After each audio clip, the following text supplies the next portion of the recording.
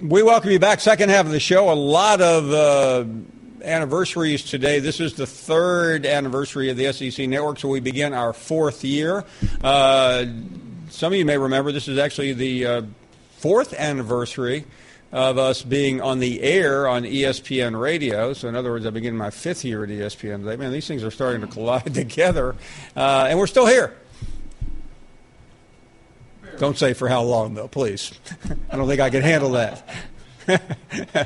For those of you who are watching on television, if you look below, I'll see if I can get I'm trying to be like a weatherman here. Yeah, there we go. Kickoff, countdown to kickoff. So how many we got? 17 days, 2 hours, 57 minutes, and 45 seconds till Arkansas kicks off the SEC season in Little Rock. So a lot to get excited about on that note. Other than that, we've had a very busy show, a lot of news out there. We of course, have mentioned quite often the death today of Frank Broyles, the legendary Arkansas coach, passing away at the age of 92. Jarrett Stidham named the starter. Jim McElwain reacting at Auburn, I should say. Jim McElwain reacting to yesterday's news of the suspension of 7 players, including Antonio Callaway, for the Florida-Michigan game in Dallas.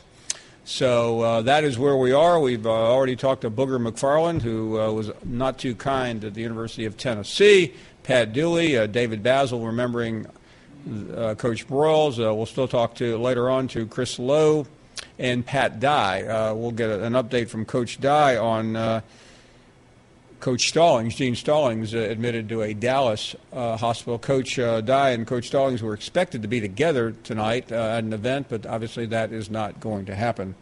Let's continue with more phone calls at 855-242-7285.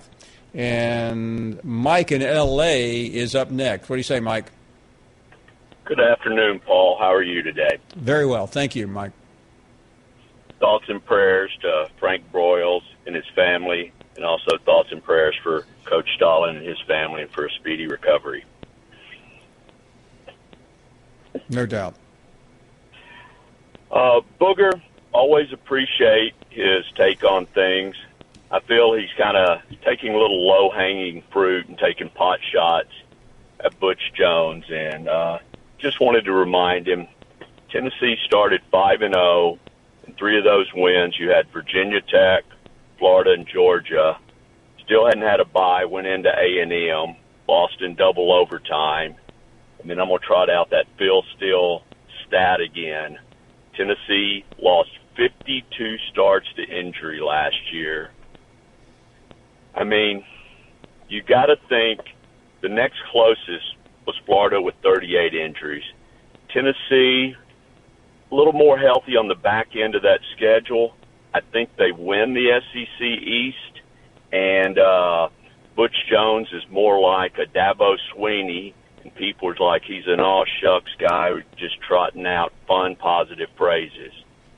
What do you think, Paul? Listen, I think when you're a football coach, you have to look for any angle. No one's ever criticized Nick Saban for using the phrase process, for bringing in sports psychologists. I mean, Nick Saban's brought in every imaginable aid tool to Alabama, and we praise him. And in fairness, Butch Jones is an easy pinata. But I think you make a fair point. And I'm glad Butch stood up for himself. He's not the only one doing this. He mentioned other NFL clubs, other college clubs. That's what they are. You have to find some way, any way, to communicate with young people. And that's what he's trying to do. And lastly, last question, and then I'll hang up. If Butch goes 9-3, and there's no embarrassing losses, assuming injuries are just average, and has a good 9-3 season, I don't think it's a hot seat question, but do you think the media might give him a little more credit and a little bit more of a pass, and he won't be so much of a pinata right now? And I think there is a bigger underlying issue here, and I don't claim to be an intimate of Butch Jones. I'm not. I mean, I know him and I like him, but I think he has a problem with the media, especially the media up there. And I think he's often felt that the Tennessee media, and I'm not talking about the national media, I'm talking about the Tennessee media, has not treated him with enough respect. That's not unusual. It happens. And I think you heard some of that today. Now, is that a smart thing? I don't know. That's who he is. He wears it on his sleeve. Some coaches rant and rave. Some do what he did today. Can I ask one last question before I get off ball? Sure. A lot of the media, and sometimes I read, and some of it's the local media in East Tennessee, they say Butch is a little thin-skinned and insecure. And you know I love him, and I'm a Butch Jones apologist. And they say, based on his insecurities, maybe some of the stuff in the way he handles the media, you could attribute it to insecurity. I know we're getting into psychology, but if you were going to take a stab at that, what's your thought? And I'll ring off and listen. Yeah, listen, I've heard that, of course. And I've been in that pool with him a little bit as well. Coaches you can't change the personality of a coach. And I don't know too many head football coaches that aren't thin-skinned and obsessed with what people say about them. And by the way, I will include some of the biggest names in the business. There are some who can let it roll off their back. But you would be surprised some of the coaches that cannot. And it's just the world we live in. We care what people think of us. I know many personalities who can't wait to get to their phone after whatever just to see what people are saying about them. That's the new normal. And if you're the head football coach at Tennessee and the local people there are taking pot shots at you. And by the way, this is not only I had a conversation with Conzo Martin not long ago about that as well when he was a Tennessee coach. The Tennessee media is a little different. They are not quite the enablers that you will find in other college towns. I don't say that as a criticism. It's tough to cover college sports. I've been to seminars. I've been on panels talking about being a beat reporter, talking about covering teams. And it's getting more difficult every year because the bottom line is this. There was a time when Tennessee needed the local radio station, needed the local newspaper or the local television. They don't need them anymore. They can put out their own information. The Vol fans or Alabama fans or Auburn fans or Georgia fans will gobble it up and are not the least bit concerned where it's coming from. And I'll say that is not only about sports fans, that's about political fans. It goes across the board. If you tell me which local cable channel you watch at night, I can pretty much tell you what your ideology is. Why? Because we want to hear what we want to hear. We want to hear things that are pleasing to us. We don't want, if you're a conservative, you don't want to hear some liberal commentator. If you're liberal, you don't want to hear Sean Hannity. You may not want to hear Sean Hannity no matter what you are. But anyway, that's beside the point. Chris Lowe will join us coming up here in just a minute. He's been on tour around the country, and we will find out what he has learned. Welcome back to the program. We are glad you are here. We'll talk to Chris Lowe coming up here in a few minutes. More in the final hour on Coach Gene Stallings' condition, suffering, according to some friends, a slight stroke today. Also, more coming in on the passing earlier today, not long before we came on the air here at 3 o'clock Eastern, on the passing of Coach Frank Broyles of the University of Arkansas. Chris Lowe has been on a world tour of notable college football datelines, including a visit recently to Tuscaloosa where he sat down with Nick Saban. You told me this spring that you all as a staff need to do a better job of developing the overall passing game. What's Brian Dable's stamp been spring and preseason on that? Well, I don't think there's any question that we've done a lot better job in that regard. We have a better understanding. We have a better system. We've gotten back to some of the things that we did 3 or 4 years ago when A.J. was here, and So I like it better. I think it creates more balance for us. The fact that Jalen's an athletic quarterback and can still do some of the other stuff makes it really, really difficult to defend relative to, are you going to play coverage, you're going to stop these runs, and it's a pretty good combination, I think, of a good passing game, good balance in a running game, and doing some of the RPOs and all that stuff as well. Yeah, we welcome you back. Chris Lowe, busy guy. He's been all over the country, and we won't keep him long because I'm sure he's got a plane to catch. Chris Lowe, good afternoon. I'm just curious, have you gone over the frequent flyer limit in the last 5 or 6 days? Where have you been? Well, Paul, I just want you to know I'm using your first-class privilege. That's okay, right? Well, sure. I'm actually in cloudy Happy Valley, a very pleasant Happy Valley, Penn State today. But, yeah, I've been out in L.A., at USC last week, Florida State, Alabama, and I'll be at Ohio State on Wednesday. So if I forget what time zone or zip code, then I'll call you and you can remind me.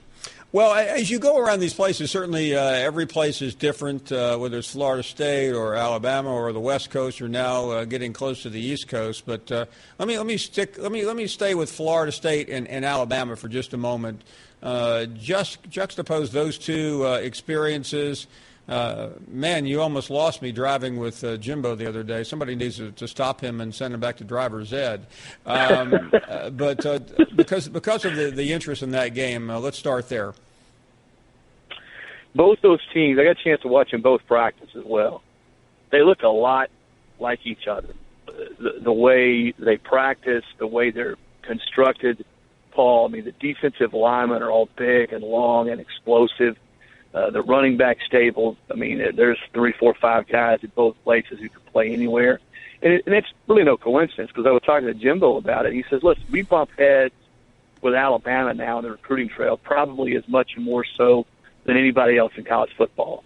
And I've said this repeatedly, Paul, and I believe it. I think there's 4 genuine recruiting machines now in college football: Alabama, Florida State, Ohio State, and I think you got to throw Clemson in there. Those 4 really don't recruit, they pick. So I think this matchup between Florida State and Alabama, these kids all recruited, just about at least 80% of them, by both schools, and 2 programs that mirror each other very closely. You know Nick Saban extremely well, and he has said things to you in the past that he hasn't said elsewhere. Not to reveal state secrets here, but what's your impression from being around him? Well, I think he likes the team. He likes where they are. Every coach pour mouths a little bit. Okay, they're not all Lou Holtz, but they all pour mouth a little bit. But the conversations I had with Nick this spring and this preseason, he's genuinely concerned about some of the defensive talent they've lost each of the last 2 years. They lost a lot of guys early, as you know, a lot of guys that were impact players on that side of the ball. And yes, they recruited well. They still look physically as good as anybody in the country. But there's a lot of experience, a lot of guys who are alpha dogs on that defense, all that are gone. New guys are going to have to step forward. They need guys, like a Raekwon Davis, who's had a really good preseason at this point, hasn't done a whole lot, but they need those guys like that. I just throw him out as an example to really take a big step forward this year.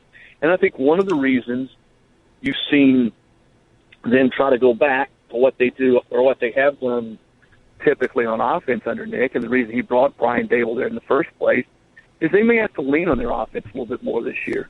Now they're always going to be good on defense, and they're always going to make a lot of big plays and try to force the issue.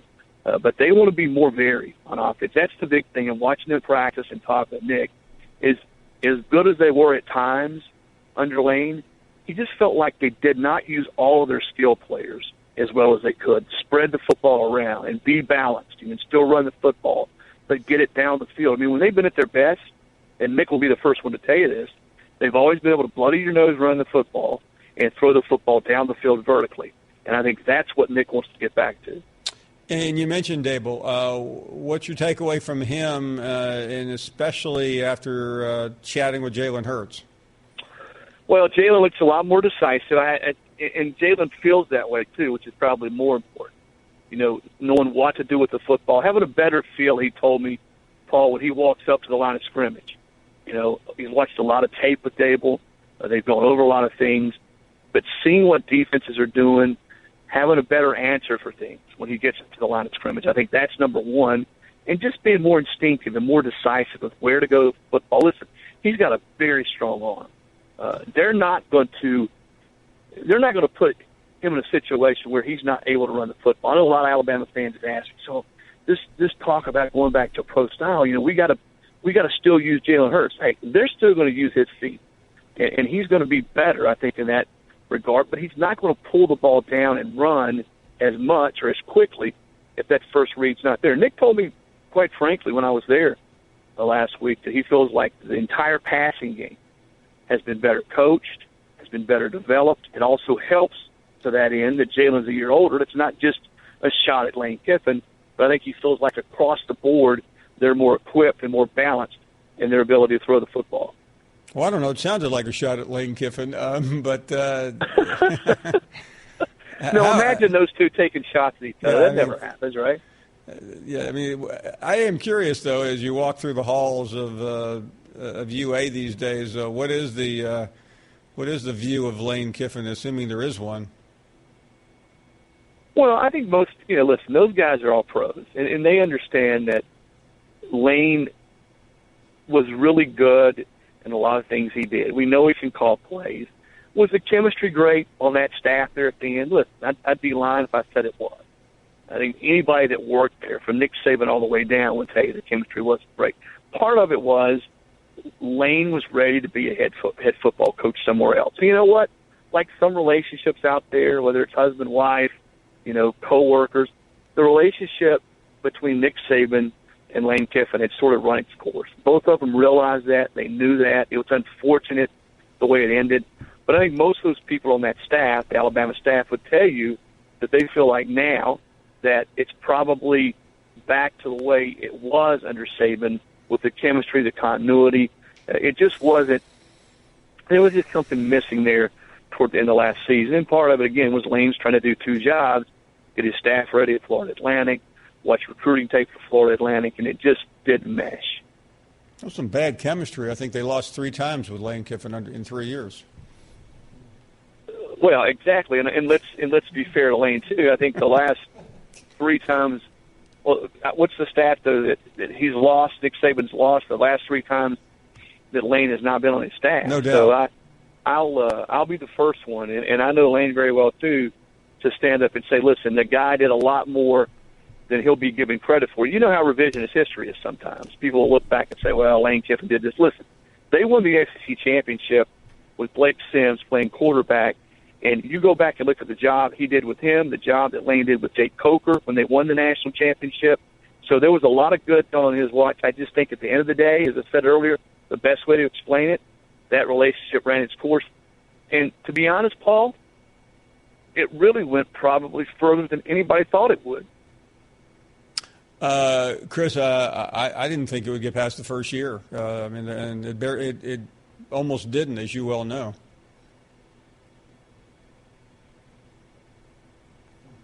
Yeah, that was obviously a showstopper there with that line. Chris, I think we've lost you, but anyway, thanks for the time. No, I'm still here. Oh, okay. You were just choosing not to respond, I guess. No, they both were good for each other in their own way. Yeah.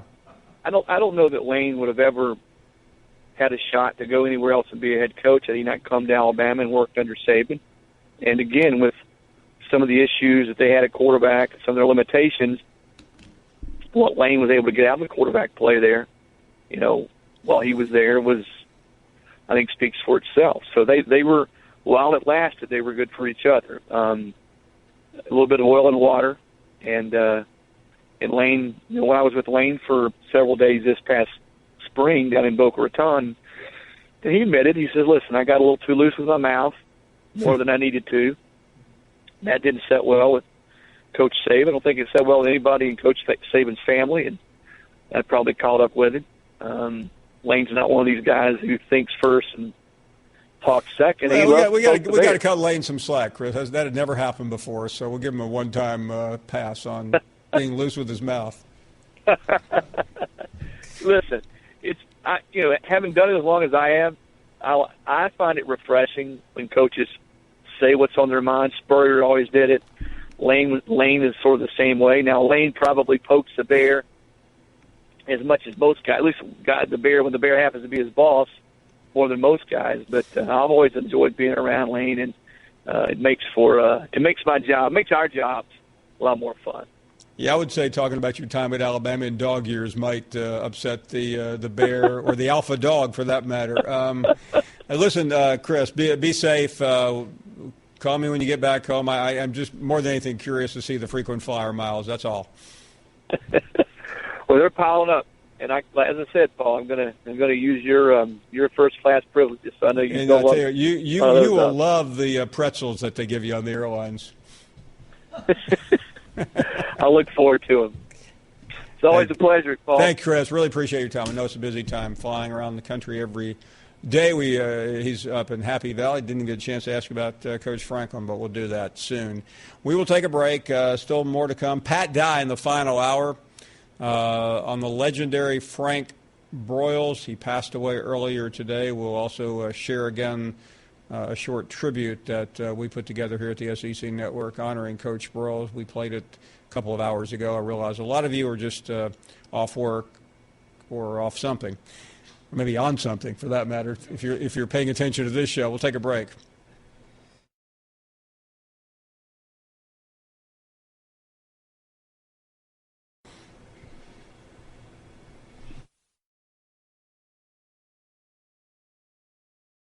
Okay, keep your eyes closed. Okay. I want to show you my first ever painting. All right. Okay.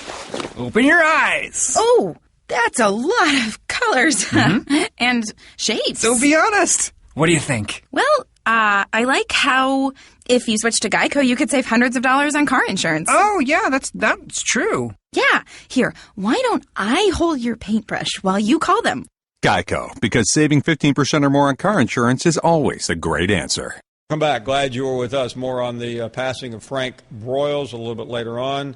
We have covered so many other stories, including the Florida suspension of 7 players, including Callaway. Jarrett Stidham gets the starting nod at Auburn. I believe it took Gene Chizik to the final week before he could decide on Cam Newton.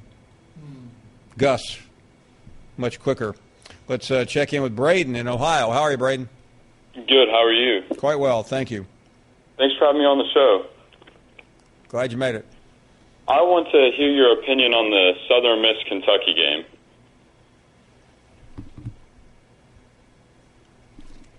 Which game was that? Hello? Southern Miss Kentucky. Oh, Southern Miss Kentucky. Okay. Yes. I thought you said Central Michigan. Oh, no, my bad. Sorry. It was my bad. I was listening to some thunder outside, and I didn't quite hear. I think it's let me state the obvious. It's a dangerous game, but I think Kentucky will win the game. I think they have a little bit of payback from last year, don't you? Yeah, that's what I'm a fan of Conference USA, and I've seen Southern Miss play a lot, and they've lost a lot. So yeah, no, I'm not overly concerned. If this is a game that goes the wrong way, then we're all wrong about Kentucky. Yeah, I hope they bounce back, but never know. Count on it. Don't even give it a second thought. Thanks for the call. Be confident, young man. James is up next in Georgia. Hello, James. Hey, Paul. Thanks for having me on. First-time caller. Thank you very much. Arkansas fan living in Georgia. Wanted to talk about the passing of Coach Broyles today. A lot of emphasis is given on that 64 team he had just due to having Jimmy and Jerry on it. But, the best team the man probably ever had when he was at Arkansas was that 69 team with Bill Montgomery, Burnett, Chuck Dacus that just lost the heart. Incredible. What a year. Yeah, it's 1969. It was the last game of the season. Beano Cook put it on ABC. And Arkansas just jumped out to a huge lead. They ended up losing 15-14. As a young man growing up, when I graduated high school, we went into the Southeastern Conference. So I grew up in that Texas Southwest Conference rivalry. And, he was just, as an athletic director, he just grew the total sports program, football, basketball, baseball, Of course, his time with Keith Jackson. Well, and by the way, I don't want to short circuit track. I mean, Arkansas track and cross country has been maybe one of the legendary programs in the history of. But you know, I remember watching that game as a young person, and it. I mean, it's just. I mean, you asked me of my youth. What are the most memorable games? And that would be among the 2 or 3 games that stood out. I remember I lived in Memphis. I was pulling for Arkansas. It's interesting, James. About 4 or 5 years ago, I think it was. I was in Little Rock speaking at the Little Rock Touchdown Club there, and I think they were honoring some players that day from that game. And I made some light crack about it, and man, the room just like turned ice cold. And this was 2012, and that game was at 1969, and a lot of Arkansas fans still haven't gotten over it. My dad, God bless his soul, he passed away in 2003, but he watched that game one other time on the 20th anniversary of it, and he said he would never watch it again. No. But I do have one quick story to tell about Coach Broyles, and then I'll get off. 1991 Arkansas-Texas game, they had billed it the last shootout, and he had a heart condition that week and had to go to the doctor, and they told him not to go to the game. And being a long-time season ticket holder, we had tickets on the east side opposite of the press box. It was in Little Rock. And I just remember seeing him coming up to the ramp behind the band, and he would watch as the huddle broke, and then he would go downstairs and kind of let the crowd tell him how the play went, and then he would come back up and see where the yardage was marked again. And, you know, that's just the kind of, you know, he just lived and breathed the football program, even though he did so much for other sports. And, of course, I was opportunistic, you know, took a chance to go down and meet the man and shake his hand. And the only time I ever had any personal interaction with him. But it's, you know, he's in a better place, but, you know, he will be the centerpiece of the Mount Rushmore of Arkansas Razorback sports. And James, thank you so much. And I think that point has been made, and it will be made many more times as we all remember Frank Broyles. But he brought pride to that state when it was in the late 50s, the focal point of the civil rights strife in this country. He brought a spirit, much like Alabama and much like Mississippi and other states that were suffering at the time in the national spotlight. And I think that's really what people, not only the winning, but that played such a big role in the adoration for him and the respect for him by so many people in the state of Arkansas. Thank you very much for the call. I really appreciate it. Let's check out Rick in Reno, Nevada. Hello, Rick. Yeah, thank you, Paul. Hello, fellas in the booth. Well, Paul, this is becoming too often. It's just me calling up about icon after icon passing on us. And I was just on the phone a week and a half ago about Era, and then now and I heard you say that Coach Broyles wasn't doing good, and I was going to call you the other day and see what he was up to, and I found out this morning he passed Rick, on. About 3 weeks ago, word started, 3 or 4 weeks ago, I should say, word started leaking out of Arkansas that he was in really bad shape. So, yeah, it's been on our minds here, but you just don't know when someone is at that stage. No, it's sad. You know, again, he lived a great life. He was in his 90s, 92, I believe, but still, you know, someone like me or you were talking about, I'm in my 60s growing up and remembering his Arkansas teams, and it's just sad to see that happen. And, of course, like everybody all day today, I've been in and out, the 69. You know, Paul, 69 was just one year I want to forget. My brother went into the Army. I took a heartbreak loss at the Coliseum and the Jimmy Jones-Dickerson catch that beat the Bruins. They could throw that pass 1,000 times. 999 times it wouldn't be completed, but it was. Now I come up, and I'm like you. I was pulling like heck for Arkansas, and if I'm not mistaken, even though they were unbeaten at number 2, they were a pretty good-sized underdogs. I remember taking points in Arkansas there in Fayetteville. And that team, they had Montgomery at quarterback, Burnett the running back, and they had a receiver I like, Chuck Dykes. Oh, sure. And I think the turning point was Texas turned the ball over. Arkansas was down in Texas territory with the ball turnover, and they threw a pick in the end zone, came out with no points, and that to me was the crusher. And then, of course, we know what happened 15 points later. I mean, a football game with Richard Nixon. I mean, how do you get any better than that? That was Nixon before Watergate too. It was. You know what? Now, for me, I remember President Kennedy going to the Army-Navy game, but I never recall a game like that where a president arrived. And there he was in the helicopter, and he showed up. I saw Bill Clinton at an Alabama-Arkansas game right before he got elected. But now President Clinton was different. He and by the way, Bill, I don't mean to act like I'm friends with him.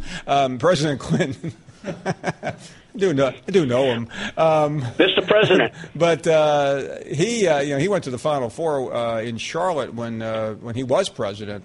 Created absolute havoc when Arkansas was it was not at a dome; it was an indoor stadium. Paul, wasn't he there when they were the Final Four? But he was there for the championship game, wasn't he? Yeah, I think he was. But I mean, I think you. I don't know if you heard me. I happened to see him in May, and we had a very nice conversation about that game. And he admitted, he said, I mean, I can't. I'm not about to do a Bill Clinton invitation, but the Secret Service had suggested that he didn't go, but he wanted to be there, and he was. Well, I like that story, Paul. One more thing. Now, I was running in and out, but then I heard you say another coach who Phyllis and I have had many, many talks about. Is Gene Stallings I'll tell you what, Rick, we're going to get an update on Coach Stallings here at the top of the hour with Pat Dye. I don't know what his condition is other than he was admitted to a hospital today. This is the second time he's had a problem in the last couple of months. We'll get an update on that. More of your phone calls when we come back. Welcome back to the program. Okay, we just showed this. We just talked about this for the radio audience. Doesn't always get to hear what we're talking about during the break. Benton Jones is his name. He has been on hold for 2 hours and 31 minutes. He's in Tuscaloosa, Alabama, and you are next up. Paul, thank you for taking my call. What an honor it is. Well, thank you. I'm sorry you had to wait, but I didn't realize you were there. It's okay. All right, Paul, I'm from Nashville, and I go to Alabama, so I'm not going to try to hide my SEC bias. First, I've got something I want to talk about different, but I wanted to bring up what Booger said. He had me kind of worried about our opener, calling it a toss-up, and then he went and compared Tennessee to Golden State. So now I'm kind of thinking the Tide are going to win by 6 or 7 touchdowns. So I was listening to a sports show today, and the point this person made was that since other teams are favored over the SEC, the ACC and the Big Ten are superior to the SEC, talking about the Week 1 matchup. I know it's been a hot debate in the last year or so, but let me just kind of give you a perspective on the first week. So what that person would be talking about would mean an 8-4 SEC team is a touchdown underdog to the national champions on the road. So that means that the SEC is not as good as the ACC. Or with Florida's case, Florida was 8-4, 9-3 last year, and Michigan is 10-2, and Florida is without 7 players. So his logic is that the Big Ten is better because they're favored by 3 or 4 over an 8-4 SEC team. I'm just kind of struggling with that, and I wanted to hear what you think about it. Yeah, I mean, Booger was coming at us from all sides during that conversation. I would say. Yeah. First of all, I think you have to leave the conference debate out in the opening weekend because it could really go in many, many different directions. I mean, the ACC could have a clean sweep or they could get blown out.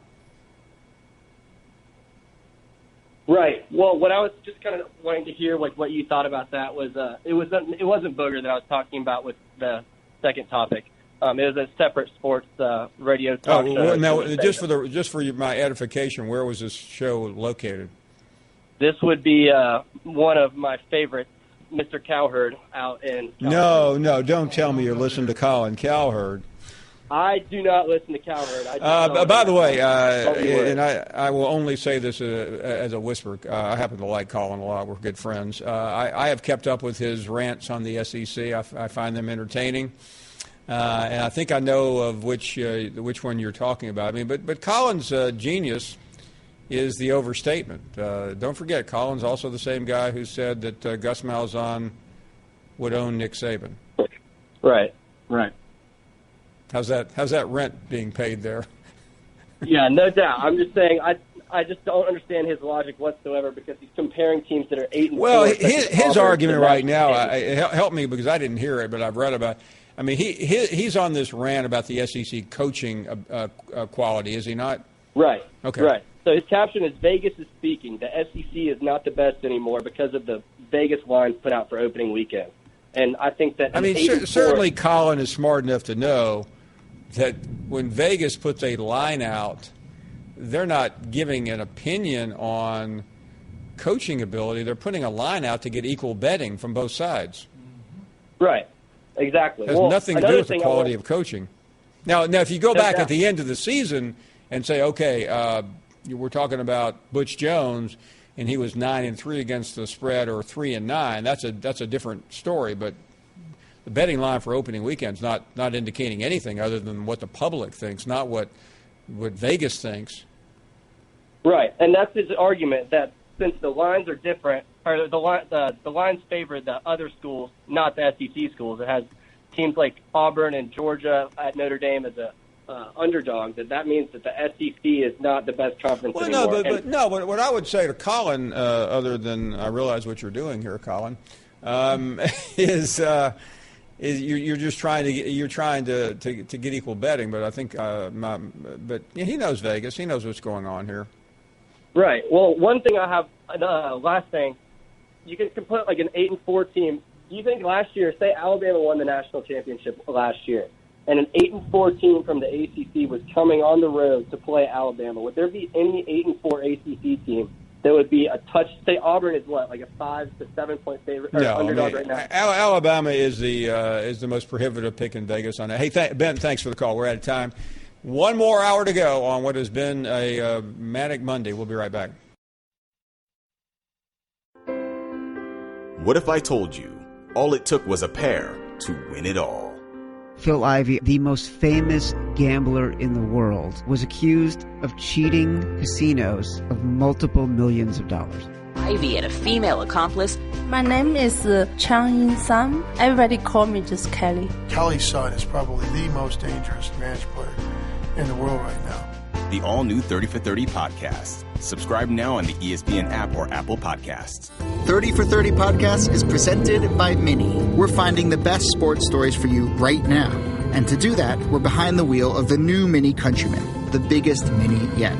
Please proceed to the highlighted route. To find great sports stories, you have to get out into the world and follow your instincts. That's where the new Mini Countryman's all-wheel drive comes in handy. With all four, we can chase down a story in the city, the country, and most places in between. No matter what story you're chasing, the new Mini Countryman will help you find it. It's available now, and so are 30 for 30 podcasts. Back, final hour of the program has arrived, and it has been a very busy one for this Monday. Certainly, we began 3 hours ago with breaking news that Frank Broyles, the legendary athletic director and former football coach at Arkansas, he also coached briefly at the University of Missouri, passed away this afternoon in Arkansas. We will spend a little more time paying tribute to him when we talk to Coach Dye, but for those who missed this earlier, we remember Coach Broyles. While many correctly point out the greatness of Frank Broyles as a football coach and as a star player at Georgia Tech, his most important contribution to the University of Arkansas came as an administrator. By playing the chief role in leading Arkansas into the Southeastern Conference by the 1992 football season, Broyles ensured the school's financial security for generations to come, as well as elevating its national profile. Broyles, always a visionary, knew it was a calculated risk leaving the Southwest Conference. And initially, it had a negative impact on recruiting in Texas. But he knew the school needed a clean break with a league that had been battered from a public relations standpoint Interestingly, Broyles later admitted he wasn't certain Arkansas would be included in the new Big 12, which saw 4 Southwest Conference schools join the Big 8. By now, we have heard the myriad of accomplishments for Broyles at Arkansas. But it's worth noting he had so many other interests, especially television. The Bulls have shown that Southeastern Conference is the toughest league in America, and they are the champions of that league. Many college football fans were weaned on Broyles as an ABC commentator with Keith Jackson, perhaps one of the most iconic pairings in college football history. His down-home Southern style of analyzing a football play still resonates today. Number 25 is the fullback. He has to take pride in his work, and he made an outstanding block that allowed Walker to go in for the touchdown. In the end, what is so remarkable are the multifaceted layers of his career. Player, coach, administrator, ambassador. If he had only done one of the 4, he would forever be remembered as a Hall of Famer. But the remarkable distinction of Broyles' life and career is that he did it all. He did it with class and grace. At times like this, it is easy to fill in the blank when a great person passes and offer a line about how greatly he or she will be missed. But in the case of John Franklin Broyles, it is not only true that he will be missed, but that his legacy and mark on the field of intercollegiate athletics will live on forever. Frank Broyles, 7 Southwest Conference titles in 19 years, inducted into the College Football Hall of Fame in 1983, and certainly oversaw one of the most important moments in that state sports history, Arkansas becoming a member of the Southeastern Conference.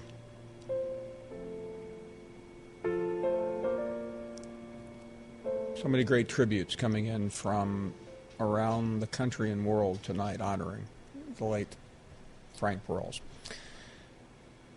Jeff is up next. Jeff in Indiana. Good afternoon. Hey, Paul. How are you? Very well, thank you. That was a beautiful tribute. Thank you so much. I'm an Arkansas alum, and I took a break from college. And I was a cameraman at KETV, which was the boomer in Little Rock and Arkansas, and still is.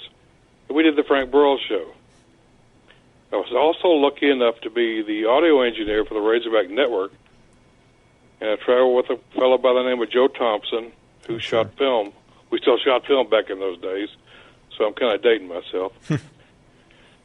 But, and then when we got back in on Sundays, I was in the studio as a cameraman for the Frank Broyles show. And the late, great Bud Campbell, who also did play-by-play for ABC Regional.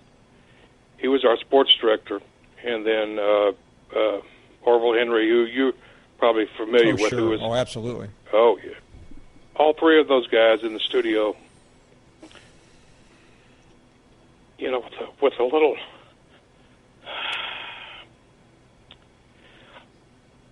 cameraman like me, and I'm sorry I'm breaking up. But No, you take your time, Jeff. We have all the time in the world. He would just such a wonderful guy to talk to. He was just so open, just a great man. He was just really good man. And of course, Bud was the best in Orville. I mean, I was just this little punk, cameraman who was in his early 20s, and it was around these legends in Arkansas sports history. And as far as national history, Bud and Frank, but it was just, I just wanted to call and share that with everybody.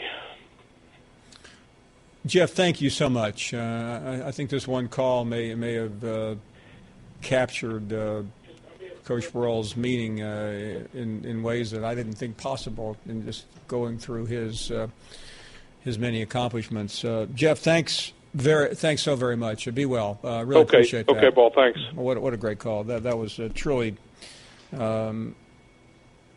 poignant in remembering Coach Burrell from someone who knew him quite well. Rick is next in Southern California. Rick, thanks. Good afternoon. Wow, Paul. Thanks for putting me on next. Wow, how do you follow that? What a powerful call by Jeff. What a powerful tribute to one of the all-time greats. I'm an old guy, so I grew up on listening to Boyles and Jackson. I mean, was there ever a better team than those two? Not really. No.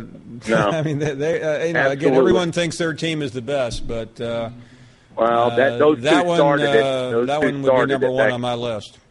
Yeah, absolutely. And it was like listening to your grandfather describe a football game when he was. I mean, the guy literally broke it down like you would break it down to your kid. It wasn't any of these long, drawn-out words or anything. He just basically told you, how it was and what you saw. And I mean, it was an amazing time back in those days.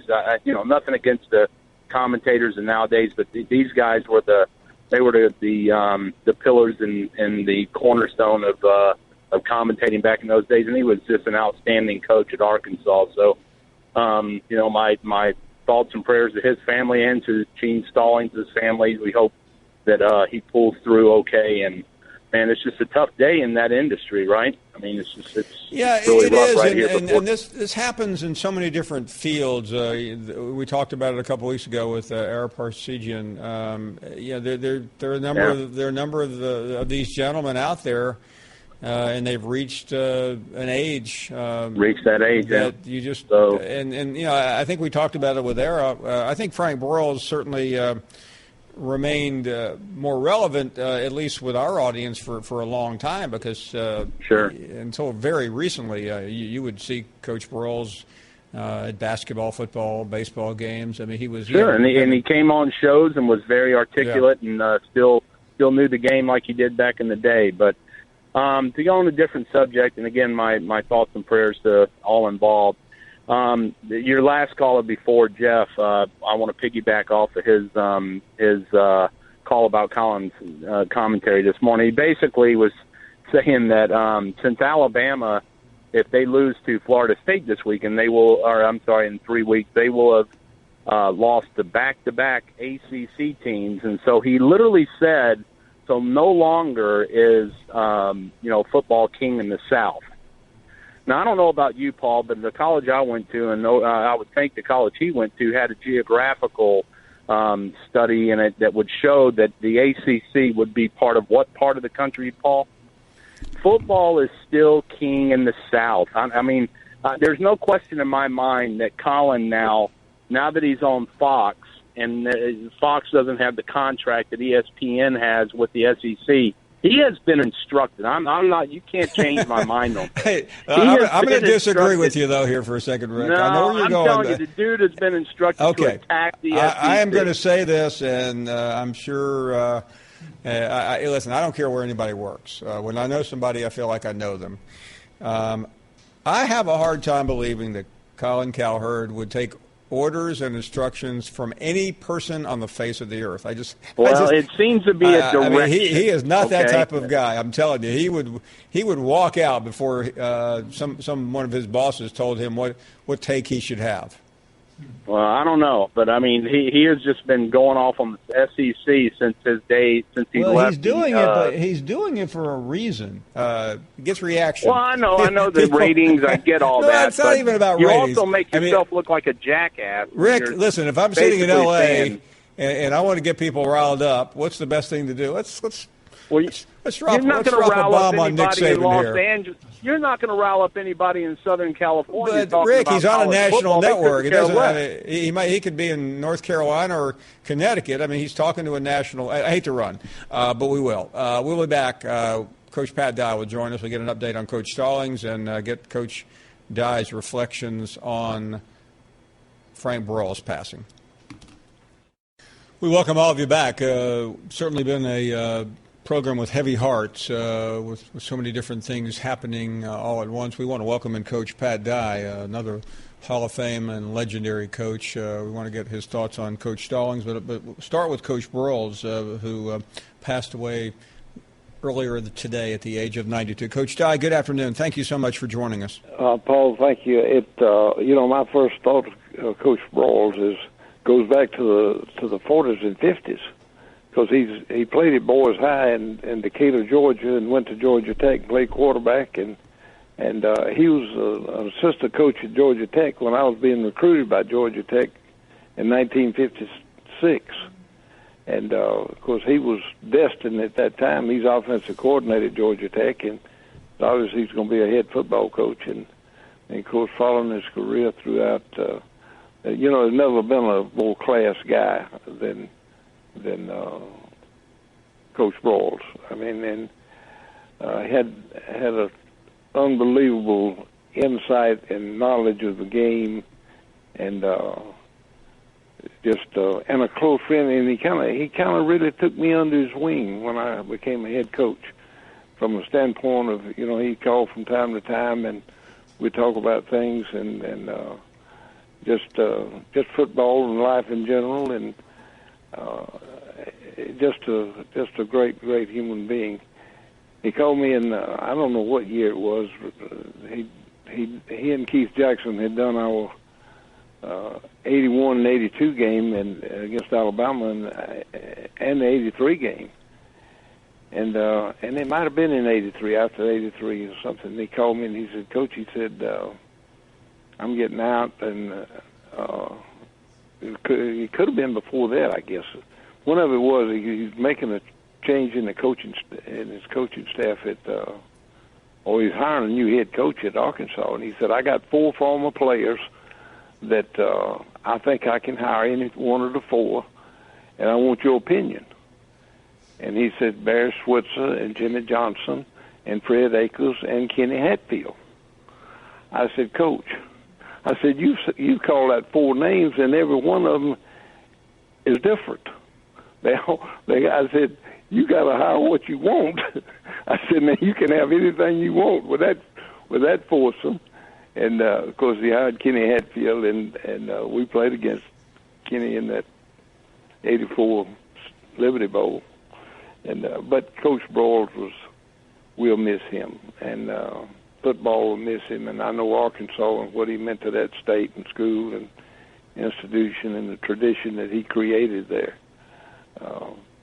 And the SEC is going to miss him. I mean, he's one of the class guys, and always stand up for the right thing, and just not only the head coaches that came out of his program, the great assistant coaches that went through Arkansas. Richard Williamson, a close friend of mine, left Alabama twice and went to Arkansas to coach for Coach Broyles, and but I mean and Coach, much like you, he was not afraid to give his opinion either. No. And I mean, and as a matter of fact, you could call him opinionated, but that's all right. There's a lot of us like that, and he was, when he believed in something, he believed in it, and but it's a sad day for the conference, and of course, Coach Stallings and I were supposed to speak in Huntsville tonight together. One of those where you got a moderator and we're just going up there and have fun. And I guess he had another mild stroke at the airport in Dallas. And I got a report just a few minutes ago and said that he is in the hospital and resting comfortably, but he was going to be in the hospital a few days, but it didn't appear to be, serious.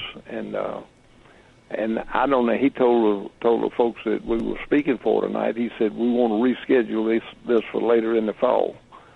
So he's pretty optimistic about getting out and getting back, and and going back to doing what he does on the farm and speaking. He's really doing too much, in my opinion, and he needs to slow down some.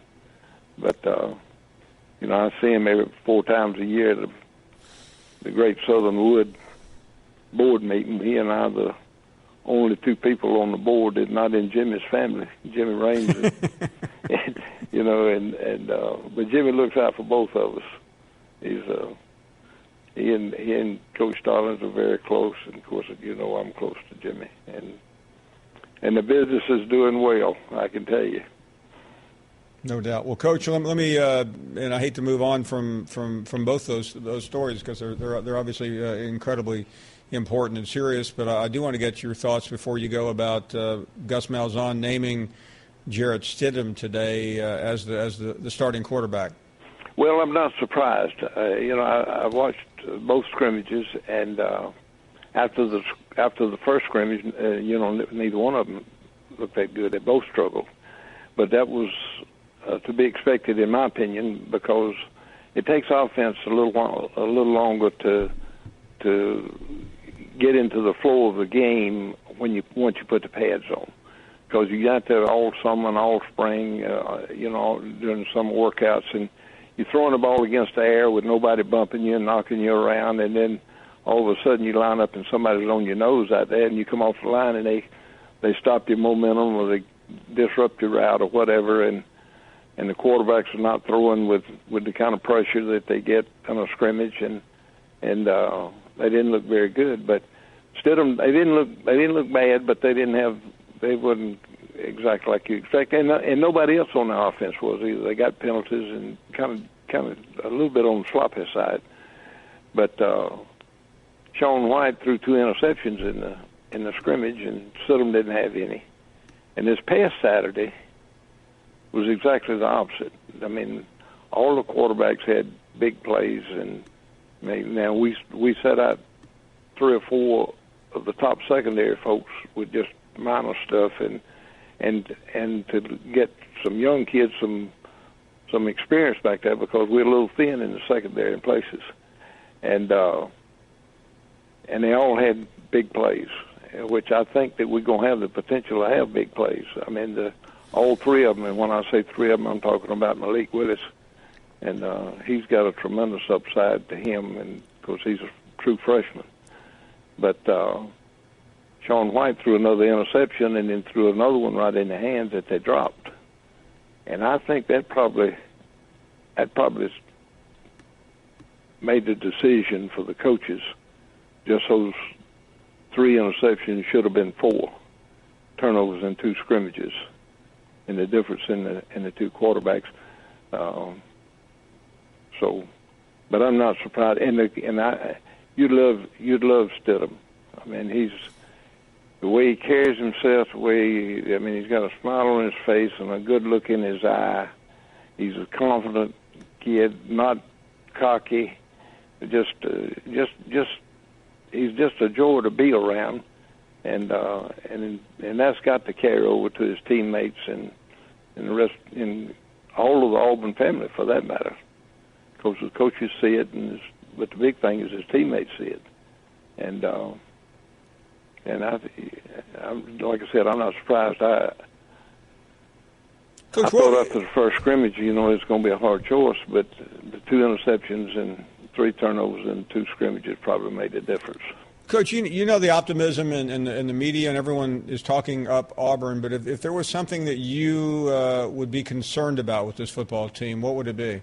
Well, the chemistry.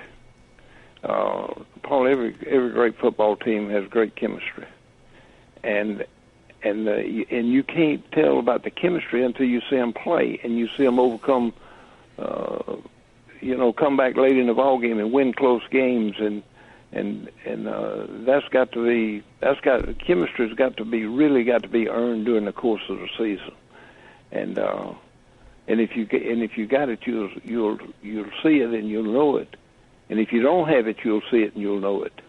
And but I think this is probably the most talented football team that I've seen at Auburn, top to bottom. Now they're a little thin in the secondary, like I mentioned, and they're a little inexperienced at the wide receivers. We got to settle on who's going to be who up front on the offensive line, and they have a tremendous upside. Just depends on how bad they want to, how good they want to be. And of because I think that if they really want to be a great offensive line, they can be one. It's just a matter of if they're going to mature into that. But and they've got depth in the offensive line. Defensively, we got most of the guys that played last year, except for Adams and Lawson, and they were great players. But I think defensively, I think we got a chance to be better. All the linebackers are back, and we got some young folks up front on defense that are going to make an impact, or should, if they just follow the normal pattern. We got talent. And the biggest problem that we got, really, is a punter. And they might have settled on the punter Saturday in the scrimmage, but we don't have a proven punter right now. And but we got probably as good a kicker as is. You got a great place kicker. Oh yeah, yeah. And I don't want him to punt. Now that's me personally, because sometimes you trying to do both, it takes away from what you're great at. And I don't want that to happen, and I don't think Coach Malzahn does either.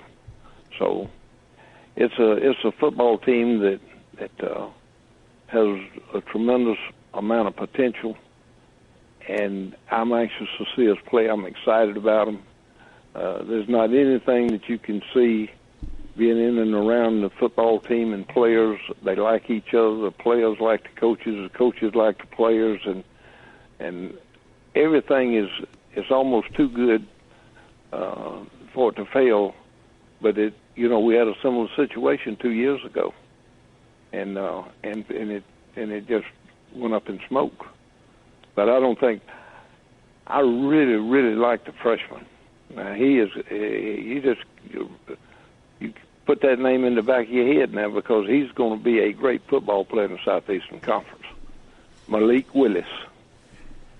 And he looks exactly like Nick Marshall, except he's faster and can throw it a lot better. Probably may not be quite as quick, and has got no fear, because they practice him without that red jersey on. And but he's a freshman, so that I don't think he'll beat out Stidham, but they may have a role for him, in some capacity, because he is a dangerous running football. Coach, many thanks. Thank you. It's always great, and you got a great show, Paul. Appreciate it. Well, tremendous comments. I really appreciate what you had to say about Coach Stallings and especially Coach Broyles. We are up against a break, 30 minutes to go as we wind down on a Monday.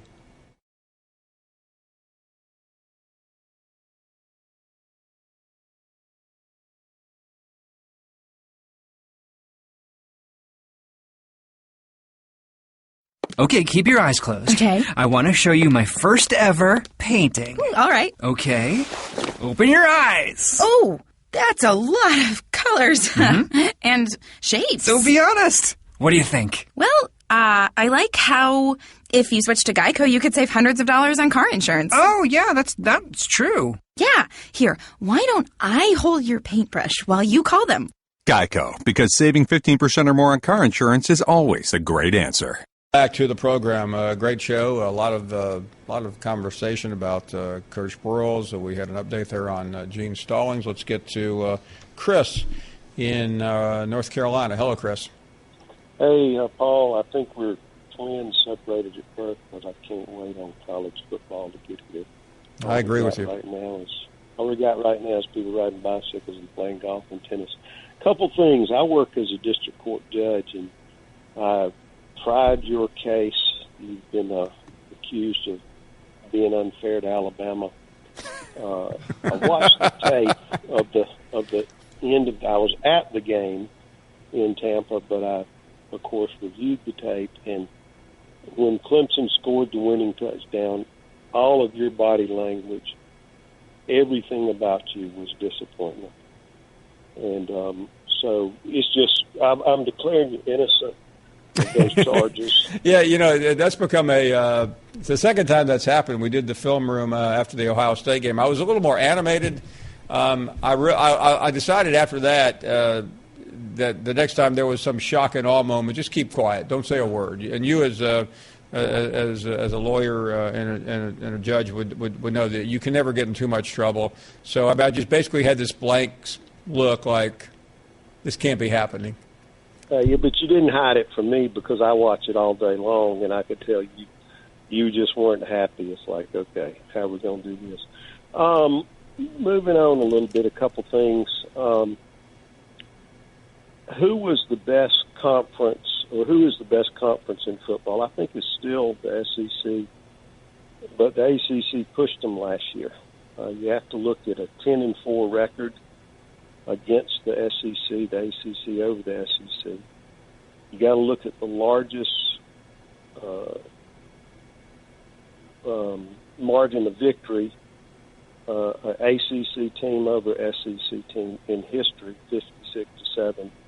Clemson over South Carolina. You got a Heisman Trophy winner in a national championship against probably, I think, I'm 60 years old. I think the best defensive team I've probably ever seen was Alabama's team last year. So I think the ACC's pushing now. What's going to happen this year? We got some good matchups: Florida State, Alabama, Clemson, Auburn early on, and we'll see.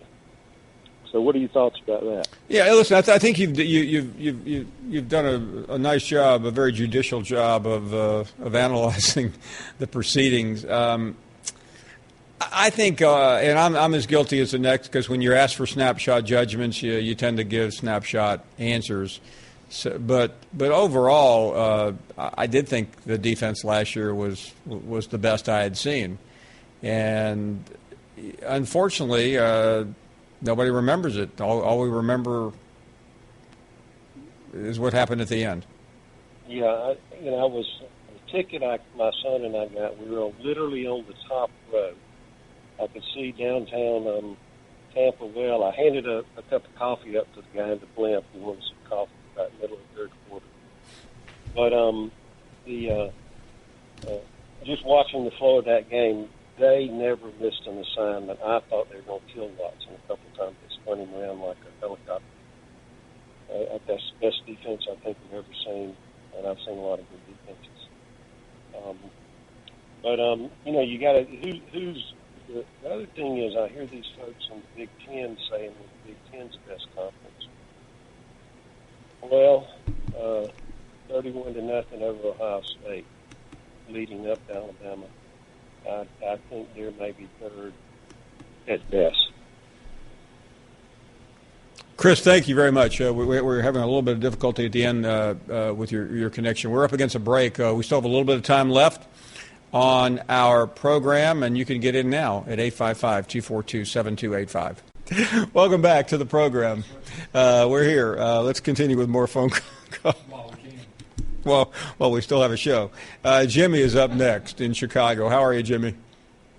Hey, I'm doing well, Paul. Well, when you talk about Keith Frank Broyles just as a broadcaster, he was such a great analyst, and him and Keith Jackson, I guess, along with Chris Schenkel and Bud Wilkins, were probably my two all-time favorite ABCs. I mean, how many times did you hear him say, "I'll tell you what, Keith"? He was great. Oh, yeah, he absolutely was, and I just loved his voice. Well, he did so many of Coach Dye's epic games, including probably, all those Iron Bowls that were just unforgettable. Yeah, well, and when Pat Dye was talking about Coach Broyles consulting him about making a move, that was after he had decided to fire Lou Holtz. Yeah, and, that is correct. Yeah, and then Lou found started to shop around, and I guess pretty much knew what was going on, and then ended up in Minnesota. But you're right. He was a great AD. Great ambassador for the sport, great player. I mean, it was just and reflecting back on his career, Jimmy, like everyone has by now, that's what struck me the most. The fact that he excelled at everything, and never heard anybody. Listen, I don't want to act like there weren't any disparaging comments. I think anyone who remembers the Nolan Richardson case can certainly attest to that. But he was the quintessential gentleman, and I think that's a word you don't hear very often. Yeah, and the classic example of that was their bitter rivalry with Texas, but yet he and Darrell Royal were best friends. They were. They retired together on the same night when they played against each other in the season finale, in '76. But I couldn't help but laugh because one of the Arkansas fans called in and talked about just what a bitter loss that was, the 15-14 game against Texas, and how fans have long memories. And I couldn't help but laugh when I read an excerpt in Johnny Vaught's book about when they played Arkansas in some epic games in the late 50s and early 60s when they were just powerhouses. And they won a game on a field goal, Ole Miss did, in Little Rock, and it was very controversial. And in those days, the goalpost, the uprights were only 10 feet above the crossbar, So, yeah, and in those days, the referee made the call, not the two officials under the upright. So anyway, Tommy Bell, who later became a legendary NFL referee, was the referee, and he called it good. And Coach Vaught said that every year after that game, he got a Christmas card from an Arkansas fan that had a tilted goalpost with the ball going over the upright. So those Arkansas fans, those tough losses, no doubt. Jimmy, thanks for sharing the story. Paul in Arkansas is up next. Paul, thank you. Good afternoon. Hi. How you doing? Very well. Thank you. Yeah, I'm just thinking back to Coach Boyles.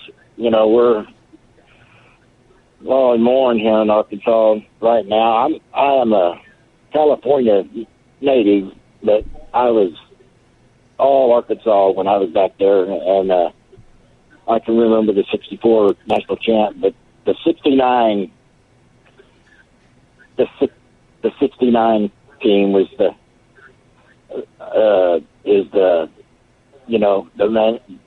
big one. No, that was that was not the year that everyone commemorates. It was the '64 team, but the '69 team may have been kind of hard to imagine any team being better. Right, and what I remember so much about Coach Broyles, I don't know if it was mandatory for him or what, but I always remember their team. The all had crew cuts. I mean, they looked intimidating. I don't know if he required that. Someone told me at one time that they did require that because the whole team, offense and defense, was all crew cuts. No, I was not aware of that. Well, thank you very much for the call from Arkansas. Mike is up next. Mike, thank you and good afternoon. Good afternoon, Paul. How you doing? We are doing great. Thank you. I got a question. Was '95 the only year that he won the national championship? Well, it was Frank. It was 1964 was the year the only year that the Arkansas won is credited with the national championship. And by the way, as you may or may not know, that's also a year Alabama won the national championship. Yes, I'm aware of that. Did he play on the Bear Bryant? Did he what? Did he play on the Bear Bryant? No, he did not. For those who don't know, Coach Broyles grew up in Georgia, went to Georgia Tech, and was a quarterback there when he was the All-SEC MVP. Now, some of you are saying, really? Georgia Tech was in the SEC back then. And Georgia Tech was his school. He grew up right outside of Atlanta. Thanks for the call. Really do appreciate it. Let's check in with Don in Florida. Don, thank you. Good afternoon. Good afternoon. Got a little test your memory just a little, Paul, about UT football. There's a kid played for them many years ago. He was a preseason All-American linebacker, and he died tragically in a car wreck before his senior season. Do you remember his name? You may be thinking of one of the Majors brothers. Is that possible? No. Okay. His name was Tom Fisher. No. When did he play? He played in 71, 72, somewhere around there. Okay, I'm not for sure what year. No, I apologize. No, and I'm thinking of Johnny Major's son. Bill Majors is the one that died in the car wreck. Yeah, that may have been actually it was a terrible accident. Well, I apologize. We have to run, but I'll definitely look that one up. I was unaware of that. We're going to end tonight remembering Coach Frank Broyles doing something that he loved to do about as much as anything in the world, calling the Hogs.